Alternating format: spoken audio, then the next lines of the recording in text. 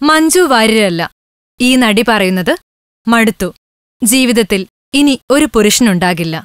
മടുക്കില്ലേ? അത്രയ്ക്കല്ലേ കാട്ടിക്കൂട്ടിക്കളഞ്ഞത് താങ്കൾ? താങ്കളുടെ നല്ല പ്രായത്തിൽ ഒന്നുകിൽ അനുസരിക്കണം, അല്ലെങ്കിൽ നെല്ലും പതിരും തിരിച്ചറിയാനുള്ള കഴിവുണ്ടാകണം. നല്ല സമയത്ത് നന്നായി ആസ്വദിച്ച് ശിഷ്ടകാലത്ത് അതോർത്ത് വിലപിച്ചിട്ട് ഒരു കാര്യവുമില്ല ചാർമിളാജി. ധനത്തിൽ നിങ്ങൾ അഭിനയിച്ചു. 2 കൈ നീട്ടി നിങ്ങളെ മലയാള സിനിമ സ്വീകരിച്ചു. ശേഷം കൈ നിറയെ സിനിമകൾ.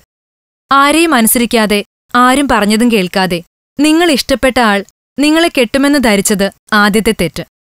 അവിടെ നല്ല സിനിമകളിൽ നിങ്ങൾ പിന്നെ പോയത് ആത്മഹത്യാശ്രമത്തിലേക്ക്. മടങ്ങിവന്നത് പണം സമ്പാദിക്കാനുള്ള അഭിനയവുമായി ചില പടങ്ങളിൽ. ഗ്രാഫ് കുത്തനെ താഴ്ന്നു. അതിനിടയ്ക്ക് സീരിയൽ നടൻ കിഷോർ സത്യയെ കെട്ടി. കിഷോർ സത്യ പറഞ്ഞത് തന്നെ ഭീഷണിപ്പെടുത്തിയാണ് കെട്ടിയതെന്നാണ്. ആ ബന്ധവും പിരിഞ്ഞ് വീണ്ടും സീരിയലിലൂടെ സിനിമയിലെത്തിയതാണ്.